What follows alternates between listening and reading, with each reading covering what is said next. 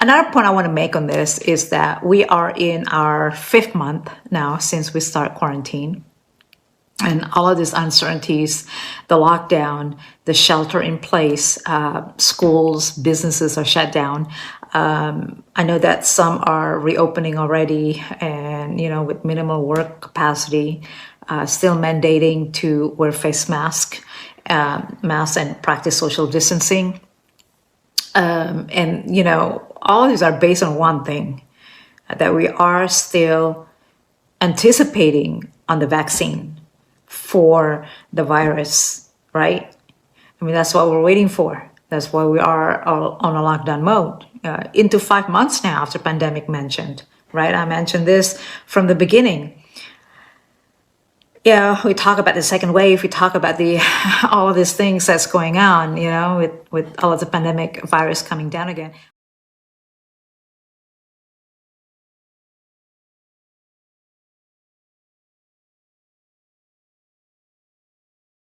Yeah, we talk about the second wave. We talk about all of these things that's going on, with all of the pandemic virus coming down again. We should have shut down. I mean, the entire world shut down for 30 days, collectively, together. Only go out for emergency only, shut down, meaning shut down for 30 days.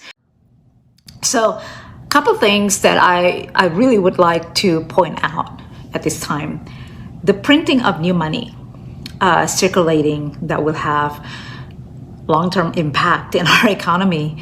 This will cause inflation, right? Bloating to the already existing national debt crisis, right? In 18 months or so, this has huge impact. Anytime we print money, right, the value to the dollar decreases. Value of the toilet paper, for example, that is priced currently at, $17 for 6 pieces.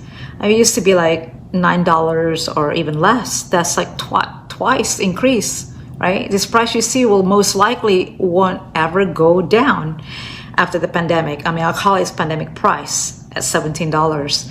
And post-pandemic will either remain or even become higher, And this is what I call price gouging, post-pandemic also, post-crisis. But the value of the toilet paper remains the same. While the price increases. Now, my point is that someone is really making serious money, regardless it is a bad or a good economy when it comes to this kind of things. Especially fuel price, gas obviously is necessity every day. During pandemic, where less cars are on the road and freeways right now, the gas companies are probably crying, not only for their daily loyal customers, right, but also I think it's to pay their fuel storage fees. I mean, think about that. I think I was reading an article about it, because now they have so much inventory. No one is buying that, right? Same concept. This is all the whole thing here. Same concept, pyramid scheme. Only the few on the top will benefit the scheme, but never the middle to the bottom people. It's just, it's the so as this epic COVID continues making its fame around the world, how much has COVID really contributed to the US national debt so far? And it's been bloating already, as we already know. Do we need to consider perhaps resetting our monetary system?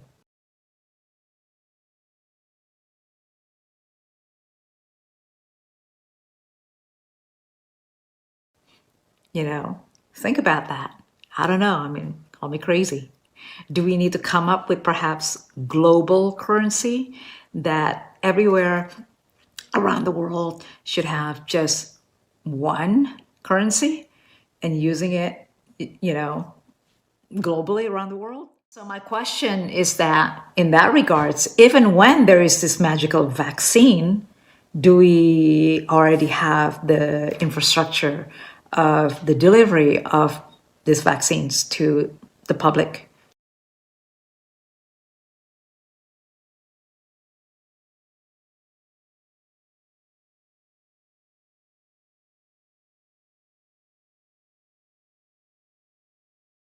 Basically, the infrastructure of delivery, meaning the tools and resources, that come along with the delivering of the service, right?